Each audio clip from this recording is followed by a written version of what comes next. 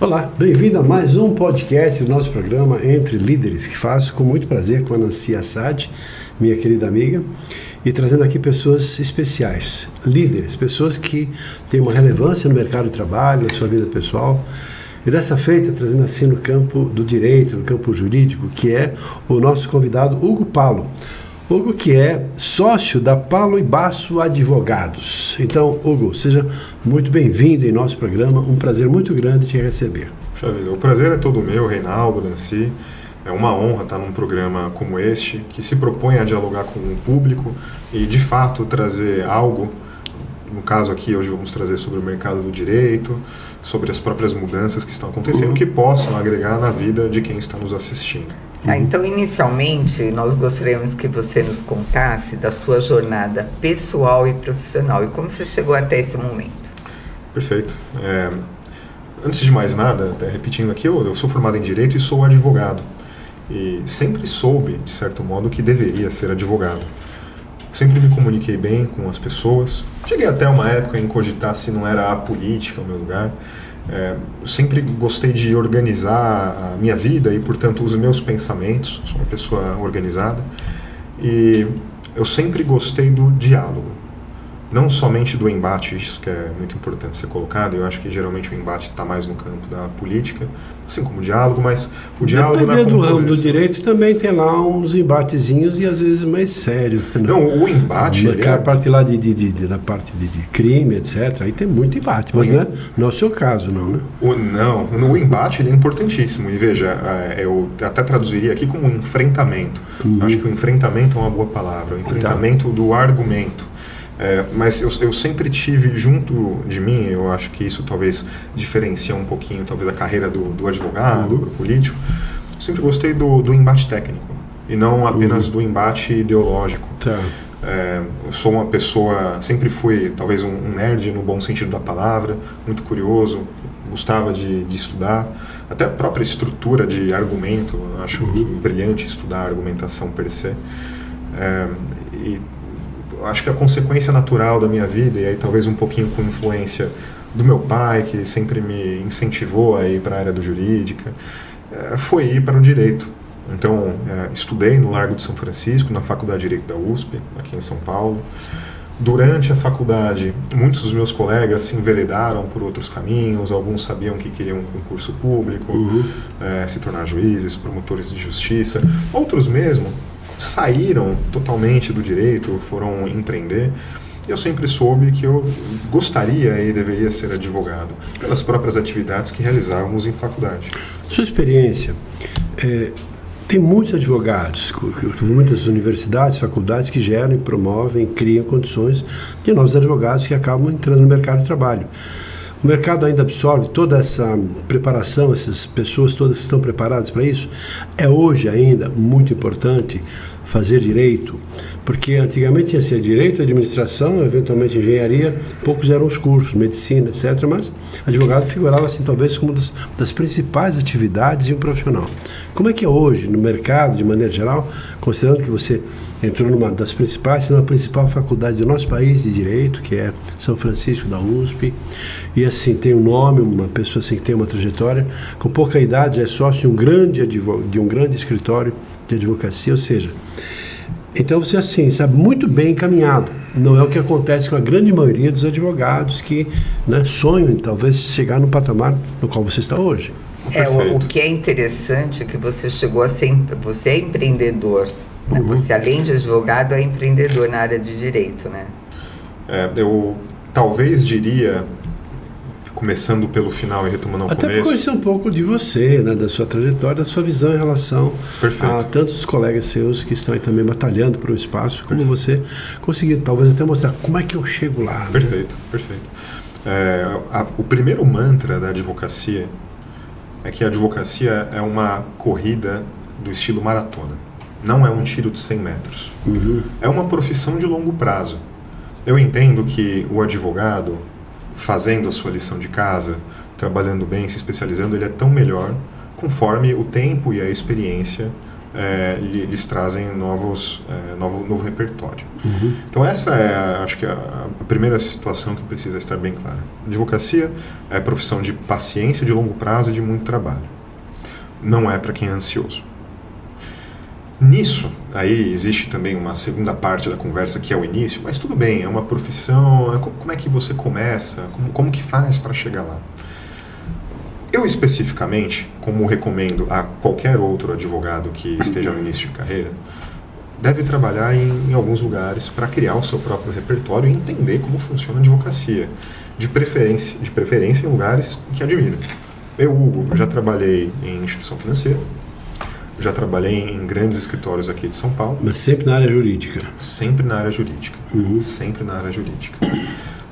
Até que em um determinado momento, eu entendi que era o momento de fazer uma transição para um escritório menor, que me permitisse ter uma experiência do que seria estar não somente exercendo a atividade de advogado, mas também entender o que é a gestão, o que é a estratégia do escritório de advocacia. Eu fiz essa transição, e trabalhei durante alguns anos com um ex-sócio, o Gabriel, se estiver assistindo, um abraço, quem eu gosto e guardo com muito carinho, e hoje é meu cliente, inclusive. E essa experiência foi muito importante para entender que abrir um escritório de advocacia, eu começo a conversar da absorção dos profissionais, não é uma etapa tão trivial. Eu acho que em um primeiro momento o profissional tem que ter muito claro de que ele só será contratado por alguém se ele mesmo se questionar, se ele mesmo se contrataria para a demanda que está vindo para ele. Se ele é qualificado o suficiente para atender uma demanda, às vezes, complexa. São muitas áreas, né, de que se ramificam o direito, né? São muitas áreas. Tributária. São muitas áreas. E se a gente ainda for falar em área, é evidente que o profissional ele terá tanto mais sucesso em determinada área, quanto mais referência ele se tornar, claro, perante terceiros, é tudo uma questão de se comunicar da maneira adequada, e quanto mais ele conseguir entregar, quanto mais ele conseguir cumprir as promessas. Eu acho que essa é uma situação muito importante na carreira do advogado. O advogado ele não vende um produto. O advogado ele trabalha em casos que às vezes são pontuais, uma determinada consulta, mas às vezes processos que podem demorar meses, anos, até décadas. O trabalho do advogado, a construção então deste nome, dessa carreira, ela acontece no tempo e a todo momento. O advogado que está iniciando, portanto, ele primeiro tem que trabalhar em uma banca em que ele confia, numa banca que ele se sente bem, é evidente, precisamos sentir bem no ambiente de trabalho, e que vai permitir com que ele adquira determinadas habilidades que, na minha visão, são essenciais para qualquer advogado. O advogado precisa saber se comunicar, não existe advogado que fica dentro da sua caixinha e não interage com o cliente, não interage com o poder público, com as autoridades. Importantíssimo saber lidar com as autoridades. Advogado desorganizado não tem sucesso na carreira, porque as demandas são muitas, as possibilidades de ramificação da própria demanda também são muitas. Então, precisa trabalhar com planilhas, com matriz de decisão. E o advogado ele precisa também entender, isso é só na prática, que certas situações demandam muita temperança. A advocacia não é somente sobre defender direitos e como estávamos falando e por Aproveitando embaixo. o que você falou, eu quero assim avançar um pouco nisso. Quais são, no seu entendimento, os valores ou critérios ou características fundamentais, entre elas a temperança que você falou, que devem ter um bom advogado, independente da área de atuação, que pode ser civil, que pode ser jurídica, empresarial, etc. Mas quais são as características, você falou também de organização, temperança, apenas, além desses dois, quais outros critérios são fundamentais que vão não assegurar, mas facilitar o sucesso de um advogado? Perfeito. Eu acho que o advogado ele precisa ser analítico, precisa ter uma capacidade de ler situações não apenas restritas ao mundo além jurídico. do que está escrito. Muito para além do que está escrito. Vou dar um exemplo muito básico. O advogado ele pode atender em determinadas situações um empresário, não só a pessoa física, mas a empresa. E a empresa tem determinada demanda. O advogado precisa entender se a situação que ele está colocando para a empresa se adapta àquele momento, ou se na verdade ele não deveria propor uma situação mais simples, que se encaixa no financeiro e eventualmente trabalhar com uma situação mais ideal para o futuro. Então ele precisa saber ler o seu cliente, precisa saber ler o direito e precisa saber ler com quem ele está interagindo. Vou dar um exemplo, um processo super importante, estratégico para o cliente, é recomendável que o advogado ele interaja com o juiz, por exemplo, que estaria responsável pelo julgamento do processo. E é importante que o advogado ele saiba com quem ele está falando, não somente o nome, qual o juiz, procura a formação, de onde que ele veio, qual o tipo de decisão que ele tem, se é um magistrado que gosta de receber presencialmente ou hoje já com as novas tecnologias virtualmente, para criar um ambiente de sucesso para as suas demandas. Eu costumo dizer que, e aí juntando essas características, entendeu? A organização, a temperança e a capacidade analítica, e é claro, eu acho que é evidente, nem precisaria ser dito, mas a habilidade de se comunicar com clareza e objetividade, o advogado às vezes confunde, às vezes é muito prolixo, precisa ser objetivo. Hoje em dia precisa ser objetivo. Falando em comunicação, você teve comunicação na escola? Como que você se tornou esse comunicador eficaz? É engraçado que a gente não tem uma matéria, pelo menos na Faculdade de Direito de São Francisco, a gente não tem uma matéria de comunicação. No entanto, há certas atividades que nos colocam a adquirir certa habilidade de se comunicar. Especificamente, durante 2 anos, eu fiz parte de uma competição simulada em direito tributário. No meu primeiro ano, foi uma competição simulada no Chile, em inglês, ou seja, eu tive que aprender a me comunicar juridicamente, em inglês, perante julgadores que exerciam um papel muito mais, vamos dizer assim, provocativo do que das próprias autoridades do Poder Judiciário. Eram professores, ou seja, grandes estudiosos, que testavam o argumento do aluno até o limite. Ele faziam perguntas constrangedoras sobre o que você estava sustentando. Então eu fui forçado a aprender a manter a calma em momentos de estresse, a expressar verbalmente, com o próprio corpo e principalmente com respeito, que é o que marca também, o que deve marcar, entendo eu, a advocacia. Fiz isso por 2 anos seguidos e hoje eu sou treinador de equipes da USP que fazem essa mesma competição em direito tributário. Está descontando na meninada, agora é minha vez. Mas a gente desconta, que é bom para tosse. Mas a gente desconta no bom sentido da palavra, porque a gente você sabe entende que está sendo, quanto mais rigoroso, mais astuto e perspicaz for no contexto da comunicação e da pergunta, mais você está estimulando a pessoa para encontrar alternativas de resposta. Provavelmente na primeira, não sabe nem responder. Daqui a pouco, espera, ele não vai me pegar dessa vez, porque a pessoa vem preparada, psicologicamente, fisicamente, também no sentido de autocontrole da emoção, porque às vezes a vontade é de reagir, brigar, xingar e ir embora. Não, é o momento de ele mostrar que também uma das qualidades do advogado você falou de temperança, que tem a ver com autocontrole, controle emocional, inteligência emocional, etc. Uma outra pergunta é assim, você e a doutora Maristela têm uma faixa etária assim, muito diferente, né? Como que é essa relação entre vocês, né? Porque isso é um aspecto comportamental importante. Eu aproveito, antes que você responda, apresente a doutora Maristela, que é sua sócia. Para algumas pessoas pela primeira vez estão ouvindo esse nome, doutora Maristela Basso, não é isso? Que é uma referência nacional. Quem é a doutora Maristela Basso? Direito internacional. Eu tenho um grande privilégio, ser sócio da professora Maristela Basso. A professora Maristela Basso é professora de Direito Internacional da USP. Foi uma das primeiras professoras mulheres da Faculdade de Direito da USP. Então imagina que ela enfrentou desafios enormes ao seu tempo e hoje ainda se preserva como uma das referências na área. Ela foi minha professora, ela aprovou, na época que eu estudava na USP, ela aprovou meus estudos no exterior, então eu fiz um período de Direito na Universidade de Miami, estudei Direito lá. E nós nos encontramos após a graduação, após essa relação aluno de professor, na vida em um trabalho a partir de um conhecido em comum. Fiz este trabalho, a professora Maristela gostou da forma como eu trabalhava e mais à frente me convidou para empreender, no sentido da palavra, de abrir um escritório com ela, uma grande honra que evidentemente eu aceitei. E o muito interessante aqui da minha relação com ela é que é uma relação muito, mas muito harmônica. A diferença de idade, ela é colocada, entendeu, da seguinte forma. Eu busco a professora Maristela sempre, em qualquer trabalho, quando eu preciso de sabedoria e para além do conhecimento técnico dela, que eu dispenso comentários.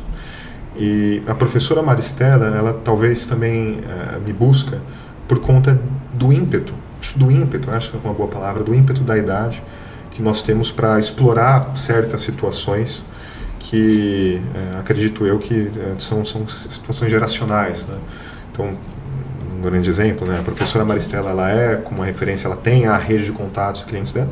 Eu também tenho a minha, e de pessoas da minha idade que já estão também em posição de destaque e com as quais nós devemos dialogar e oferecer sinergia.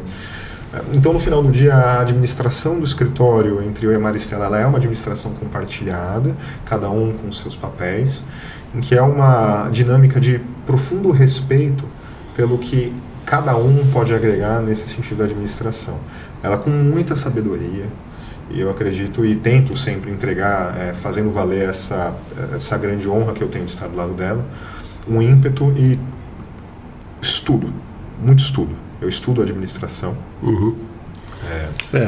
Curioso que assim, o que está por trás disso é que se você tem talento, é esforçado, dedicado, faz bem feito o seu trabalho, dá qualidade, faz além daquilo que é esperado que você faça, e alguém que tem muita experiência e bagagem te olha, te observa e fala assim, eu quero você para trabalhar comigo. Então, não é por questões de nome, sobrenome, talvez de família, mas principalmente em função do que você mostrou na prática, sendo reconhecido e valorizado. Então, eu gosto muito dessa visão, justamente pelo mérito. Eu quero ser, não sei o que, eu vejo assim, na juventude hoje, assim, eu quero ser um diretor. Que você quer na empresa, está no processo seletivo para um trabalho lá médio, tal, de técnico, etc. O que você quer? Ser diretor. Não, mas espera aí, o diretor ainda vai esperar um pouquinho, que você precisa, né? Tal. Tem que mostrar serviço, tem que fazer um trabalho dedicado, tem que construir o seu nome, o seu renome, a sua reputação, e a partir daí ser percebido, reconhecido e valorizado. É um processo diferente do que apenas vem cá, vamos fazer uma sociedade com alguém que talvez não tenha ainda aquilo para entregar. Porque assegura como consequência um resultado do trabalho bem feito. E o nome, o renome e o crescimento, ou seja, tudo de bom nesse contexto, nessa parceria. Como que está sendo agora, porque você é tributarista, especialista, né? O trabalho com toda essa mudança de lei, norma, regulamento, as empresas estão desconhecendo o que fazer, né? Eu acho que o pessoal que também está criando não está conhecendo muito não, tá? Não. Querendo esfolar mesmo o povo e tirar com tributos. Eu estou falando como leigo, uma pessoa que paga e às vezes reclama de pagar muito imposto. Mas sim, o que está acontecendo em nosso país nesse contexto? Você acha que é um exagero nisso? Ou é só uma percepção do empresário que luta a batalha para pagar as suas contas e ter lá um lucro no final de uma jornada? Perfeito. Apenas um pequeno adendo ao que você comentou para eu entrar nessa seara. O jovem precisa ter muito cuidado com o ruído. Com excesso de comparação em rede social. Grandes carreiras são trilhadas com tranquilidade, com tempo, com temperança, com esforço. Da longevidade de um trabalho que tem a ver com tempo, maturidade, etc. Né? Quer ser diretor? Trabalhe e faça a sua parte para ser diretor. Para merecer. Com calma. Sobre o momento que estamos vivendo, inclusive sobre toda essa situação tributária do país, eu acho que, veja, a sua percepção é uma percepção justa. É uma percepção justa. Percebe no meu bolso. E assim, todo mundo que lida com esse mundo, meu Deus, onde está indo? Porque o campo aqui das percepções, ele geralmente, eu analiso dessa forma, veja, ele geralmente está dentro também de um embate ideológico entre o quanto se deve ou não pagar, o que é justo ou não pagar. Mas no final do dia, o que sempre permeia a nível Brasil a discussão tributária, e infelizmente no campo do debate não tem como dissociar, é o retorno que o cidadão percebe dos tributos pagos. Claro. É evidente, e eu acho que isso está posto aqui e posto em grandes economias desenvolvidas, que pagar tributo não é um problema quando a percepção de retorno do tributo é equivalente. O que a gente vive nesse país, e a gente vive em todas as classes sociais, é que Quando tiram algo que é produto do seu trabalho e que é seu, você gostaria de ter um retorno por aquilo. E a gente tem uma sensação de retorno, muitas vezes, a menor do que seria esperado. Então a sua percepção ela é correta. Se eu for agora colocar ela em comparação a outros países, eu acho que a conversa pode ir para cá, pode ir para lá. Por exemplo, um novo tributo aqui que está sendo muito comentado, o imposto de renda mínimo, que vai afetar os dividendos. Há vozes que vão dizer, não, mas todos os países do mundo, eles tributam os dividendos, ou quase todos, porque o Brasil não tributaria. Esse é um argumento legítimo também. O problema é que a gente volta para aquela resposta, né? Ok, mas os outros países do mundo, eles dão retorno para o tributo que eu pago ou não? Eu acho que a gente acaba entrando nesse campo. O ponto é, este ano de 2026 e os próximos anos vão ser, como se os outros anteriores já não fossem, né? Mas vão ser anos muito desafiadores para o empreendedor, para o empresário. Quando você fala desafiadores, eu quero não entender, mas acreditando que sejam difíceis. Eu vou começar com desafiadores e podem se tornar difíceis. Pelo seguinte, hoje nós estamos convivendo com dois marcos diferentes de grandes mudanças. A primeira, a conhecida reforma tributária, a substituição de determinados tributos, a gente chama aqui de tributos sobre o consumo, ou ainda a tributação indireta, estaríamos falando do famoso imposto sobre circulação de mercadorias e serviços, MS, ISS, outras sopas de letrinha, PIS e COFINS, por dois novos tributos, que supostamente vêm para tornar o sistema mais simples e mais previsível para a economia. O ponto é que até 2033 nós teremos uma convivência de tributos, nós temos um regime de transição. Então, em 2026 nós temos aqui um ano teste de IBS e CBS, dois tributos novos, convivendo com todos os tributos que já existem. Desafiador. Difícil se fechar os olhos para essa situação. Difícil se o empresário ou o empreendedor ele não se certificar de que está bem acompanhado de alguém que pode olhar para o seu negócio. Seja o seu próprio contador. Tem um bom advogado tributarista. Um bom advogado. Eu digo isso até para não puxar a sardinha aqui. Estou aqui, aproveita. Mas, veja, eu acredito que o empresário está bem acompanhado. Mesmo assim, de toda uma orientação, porque é uma cultura nova, conhecimento novo, é toda uma estrutura. Claro, mas mudanças significativas, e quem não estiver preparado, acaba dançando. E o problema das mudanças, o dançar, ele está em duas situações. Ele está numa situação que é entender se a alteração tributária vai alterar, provavelmente, a margem do seu negócio, e renegociar contratos, e às vezes reajustar preço.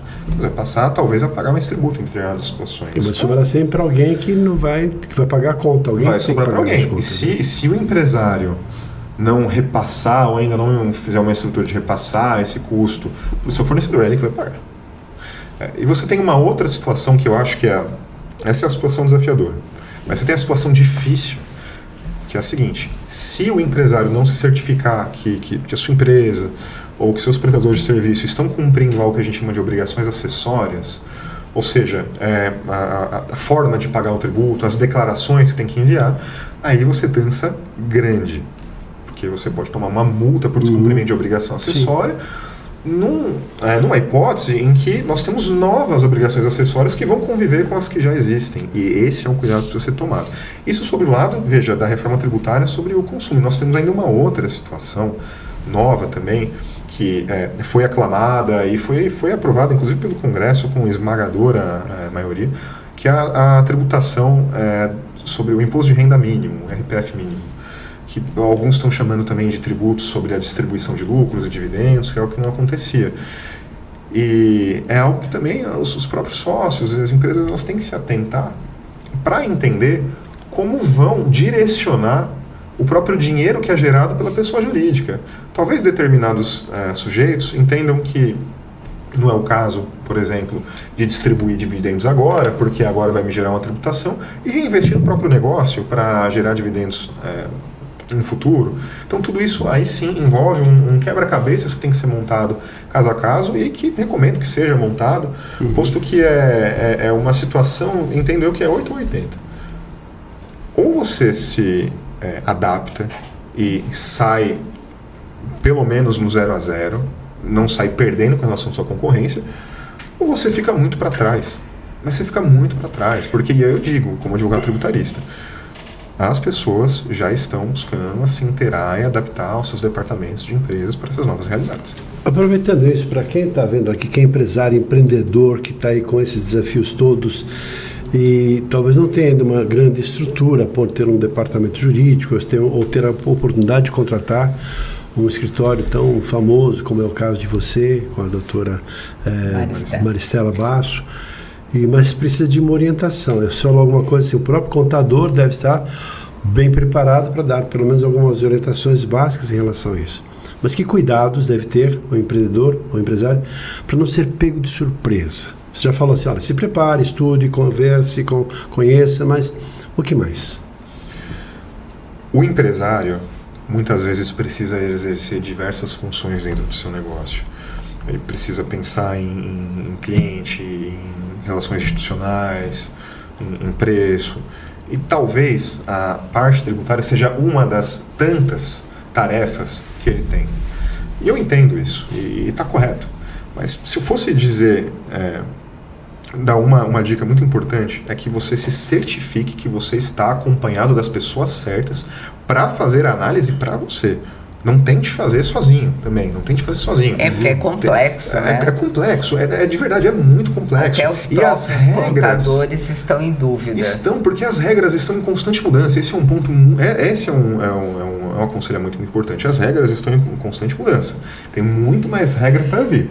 Então se certifique de que você tem um especialista, seja ele um contador fora da curva, seja um bom, não qualquer, um bom advogado tributarista, que vai te manter atualizado e vai ser capaz de revisar os seus planos de negócio conforme essas alterações forem acontecendo. Lembrando, nós temos um regime de transição de 2026 até 2032. São 6 anos que muita coisa pode mudar. Então, não seja pego de surpresa. Contrate alguém que esteja do seu lado durante todo esse tempo e alguém que você saiba que esteja com a regra na ponta da língua. Essa é a principal forma de não errar, é não deixar os novos regramentos passarem, serem aplicados sobre você sem você perceber. E como você é empresário, talvez não tenha um departamento jurídico interno, não tem problema. Tenha algum prestador de serviço ao seu lado para isso. Não tente fazer isso sozinho, porque muitas vezes isso vai representar uma perda de foco do próprio negócio. Vai perder o foco do seu negócio. Tem tanta coisa para estudar que você deixa o seu negócio principal para cuidar disso. Uma outra coisa que eu acho interessante, eu queria saber sobre o mercado. Alguém que queira ter um escritório de advocacia famoso, bem sucedido. Qual é a dica que você dá? É sempre por indicação que venham os trabalhos ou existem outras fórmulas? Perfeito. Você uma vez comentou comigo de certos ambientes, esse tipo de coisa, né? Então perfeito, eu queria que você orientaria. Eu reforçaria primeiro uma dica que é dada para quem quer ser um advogado de sucesso. Se você for um advogado de sucesso e quiser ter o seu próprio escritório, talvez seu escritório seja um escritório de sucesso. A primeira delas é estude. Não ache que ter um escritório de advocacia é abrir, com todo respeito, abrir uma barraquinha de pastel. Não é isso. Ter um escritório de advocacia é ter um negócio que precisa pensar em departamento financeiro, um negócio que precisa ter um departamento de recursos humanos, se não internalizado. Você precisa ter, no mínimo, algumas guias mestras para quando você planejar o seu crescimento, precisa ter um planejamento estratégico de posicionamento. Isso é muito importante. Não precisa estudar para abrir um negócio, fazer plano de negócio. Não sugiro ninguém abrir no SUS. Dá para dar certo abrir no SUS? Dá, claro, como qualquer negócio. Mas como muitos outros que estão tendentes eu gosto sempre de dizer o seguinte: não dependa da sorte.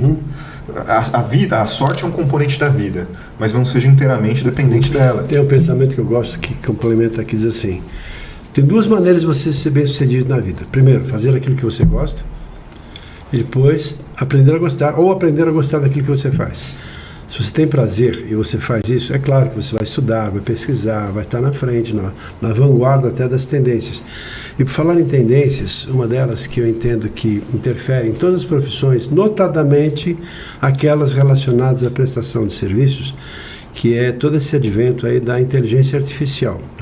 Isso é importante. Até que ponto que é inteligente? Porque eu tenho ouvido assim, muitas profissões vão deixar de existir, o contador vai deixar de existir, o advogado vai deixar de ser necessário. Eu, particularmente, não acredito, mas queria saber a sua opinião como especialista no ramo do direito, ainda mais nessas estruturas de jurídica, tomar decisões, tributação, direito empresarial de maneira geral. Perfeito. Como é que você vislumbra isso em relação à interferência da inteligência artificial no campo do direito? É uma boa pergunta e, especificamente, eu venho estudando os grandes modelos de linguagem e inteligência artificial dentro da advocacia e dos tribunais de justiça já há um tempo. Eu enxergo a inteligência artificial da seguinte forma. Ela é uma ferramenta potencializadora. Ela é uma ferramenta potencializadora de produtividade. Ela vai potencializar a produtividade de tribunal de justiça, ou seja, dos juízes. Ela vai potencializar a produtividade do poder público e ela deve também potencializar a produtividade da advocacia. Quem não entender como funcionam as ferramentas e qual o papel dela dentro da sua atuação, vai sucumbir. Não digo que vá substituir determinadas funções. Eu acredito na mediação da tecnologia pelo ser humano. A própria inteligência artificial, isso que nós chamamos de grandes modelos de linguagem, dependem de seres humanos programando ela por trás. Então, veja, há certas profissões que tendem a reduzir a quantidade com modelos de linguagem, que tenderão, sim, assim como houve uma revolução industrial, primeira revolução industrial, que maquinizou o trabalho, principalmente no contexto lá de Inglaterra. Não seria diferente com a inteligência artificial. Determinados trabalhos mecanizados passam a ser assistidos com a tecnologia. O que eu posso dizer da advocacia é o seguinte. O advogado, a relação do advogado de leitura de ambiente, de clientela, de poder, de relacionamento institucional, não tem máquina que faça, não tem máquina que converse. Então isso não vai ser substituído. Agora, certamente o trabalho de um advogado de ontem deverá ser mais produtivo. O advogado de hoje deverá ser mais produtivo do que o advogado de ontem. Então, é evidente que o advogado que não trabalhar junto à ferramenta, ele tende a ficar para trás e tende a não encontrar postos de trabalho. O que eu acho muito importante ser colocado, e esse é um debate vivo, um debate em construção, são os limites éticos da utilização da ferramenta dentro do seu trabalho. E não digo isso só por amor ao debate, porque eu entendo que existe uma situação muito importante de ser posta, e eu pretendo ao longo do ano, inclusive, nos seus próprios estudos e publicação de artigo, desenvolver isso, que é a compatibilização dessas ferramentas com determinadas tarefas que tanto o Poder Judiciário quanto o advogado deve fazer. Por exemplo, resumir um processo. Tá tudo certo, acho que tem que ser feito. Hoje eu pediria, por exemplo, para um assistente resumir um processo para mim. Pode interferir numa decisão do juiz. Correto. O que a gente não pode deixar fazer, e eu acredito nisso piamente, é que os modelos de linguagem mecanizem certos trabalhos, transformando o sistema de justiça numa interação entre tecnologias. Tá. Senão fica assim, baseado nos pré-julgados, que normalmente existem nos processos, a decisão, a tendência é essa, nós pedimos em função disso.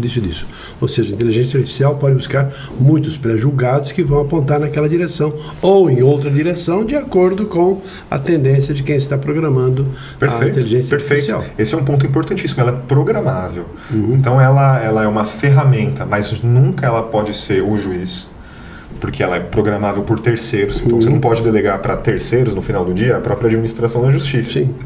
E nem pelo advogado, porque veja bem, a inteligência, os modelos de linguagem, eles são, em uma simplificação bem grosseira, eles são modelos matemáticos que transformam determinadas informações e por probabilidade, eles criam a saída.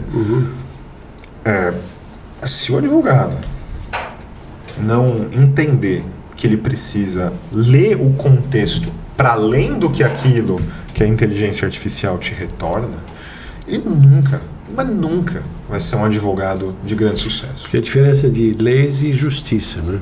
Então é outro assunto bastante polêmico. E estratégia. A advocacia também é estratégia. Não digo no sentido do obscuro, a estratégia. Não, estratégia. Inteligência. Estratégia se antecipando para que eventualmente o outro lado vai fazer.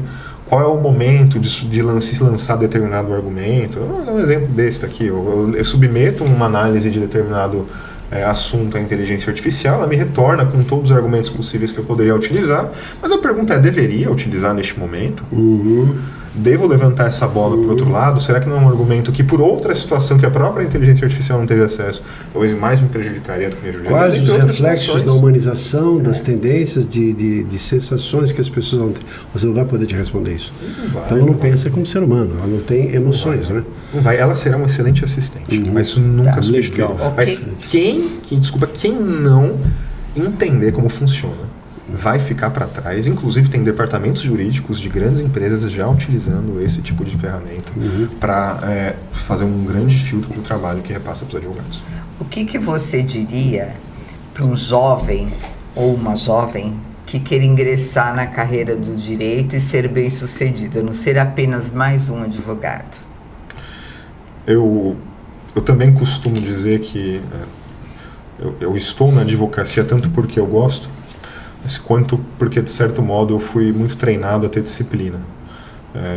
Antes de ingressar na faculdade, eu tentei me profissionalizar enquanto atleta, como enquanto tenista, e o esporte me ensinou a sacrificar determinados prazeres em prol de um objetivo a longo prazo.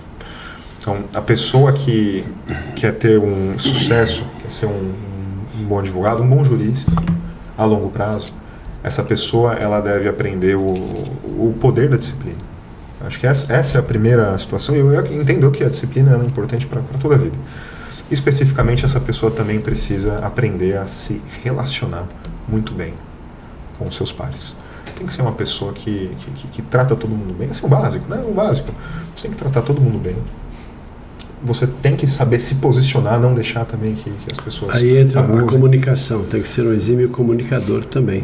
Entendo que sim. Tem a ver com argumento, tem a ver com percepção, tem a ver com a adequação da linguagem, tem a ver com começo, meio e fim. E Reinaldo, você sabe muito bem que as impressões que uma pessoa lhe gera, elas vêm de todo um conjunto de elementos de comunicação. A forma como você se veste, o ambiente que você frequenta, a forma como você fala, a cor do seu escritório de advocacia diz sobre você, o que você fala, com qual expressão, né? Se você é uma pessoa agressiva que se coloca para frente, se você é uma pessoa que se coloca de certo modo comedida, tudo isso conversa. Então, dentro, talvez aqui de disciplina, como uma subdivisão aqui de disciplina, então disciplina, estude muito, e tenha um plano de como se comunicar, de como você quer ser visto pelos terceiros, a partir do tipo de advocacia que você quer fazer. O trabalhista é de um jeito, no tributário é de outro, o advogado é de um jeito, o promotor do Ministério Público se porta de outra maneira. Não existe uma fórmula para todos. Você setoriza, né? Setoriza por tipo de atuação, por tipo de cargo, e por fim você entende a si próprio com relação à realidade que você tem em mãos e aonde você quer chegar. Eu vejo dessa forma. Um trabalho de assessoria de imprensa sempre para a advocacia é muito importante. Você precisa estar conversando com os veículos certos, da forma correta, expondo as suas ideias, e sempre com muito cuidado, da reserva e ética que todo profissional do direito precisa ter. Eu vejo dessa forma. Tem os que não tem, mas eu entendo que deva ter. Muito legal. Então, assim, chegamos ao final. Doutor Hugo, nós estamos chegando aqui mesmo assim ao final. Você tem alguma pergunta mais que queira fazer? Uma curiosidade? Então, doutor Hugo virou nosso amigo aqui, o Paulo. Você deu uma aula aqui pra gente, com muita informação, muito conhecimento.